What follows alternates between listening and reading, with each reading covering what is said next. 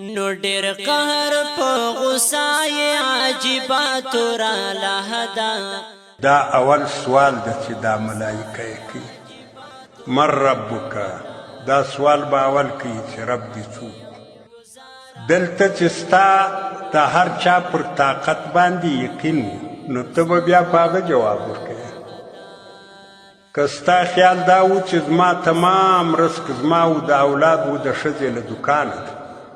نو تا ته د خپل دوکان رب معلومیږي که ستا خیال دا و چې زما و زما د ښځې و د زامنو رزق له تجارته ده نو بیا تا ته هغه رب معلومیږي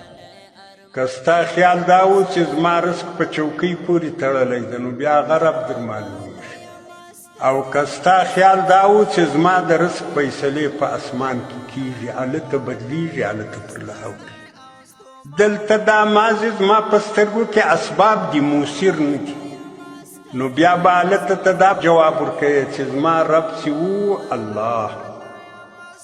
ما تربیت الله کوي الله به په خپل دفتر کې زما د رزق دپاره فیصلې کولې ما ته به حواله و بیا به ته جواب دا ورکوې چې رب مې الله ده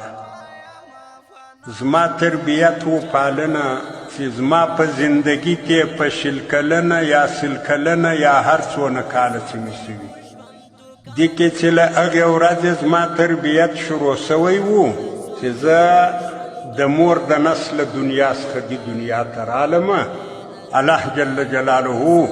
زما تربیت و پالنه دلې شروع کړه کنې هلته خو د مور په رحم کې الله د یو چا تربیت کوي او اول تربیت زما په دغه مسله باندې را شروع کوي چې زما د مور په سینه کې زما دپاره پیدا کړي او د دغه له پیدا کېدلو څخه ټول کائنات عاجزه دي له الله معصوم دا کار الله کوي او بیا تر هغې ورځې پورې چې زما سترګې له دنیا څخه پټېدې ما ته رزق د الله لخوا حواله نو زما رب الله ده دا پوښتنه چا سفر شم خیام پرې خبر چې نه منې چا سفر شم نو کور د تنهایي زکوم زکا کوشش د اسلامي ویډیوګانو او بیانونو لپاره زموږ یوټیوب چینل سبسکرایب کړئ او له ملګرو سره یې شریک کړئ زکا کوشش فسادونه مې ډېر کړي په دنیا تورا لهدا فسادونه مې ډېر کړي په دنیا تورا لهدا راغلی ارمنیم گزارا تورا لهدا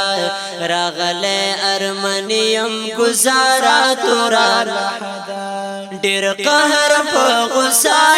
عجیبه تورا لهدا ډېر قهر په غصه عجیبه تورا لهدا راغلی ارمنیم گزارا تورا لهدا راغلی ارمنیم گزارا تورا لهدا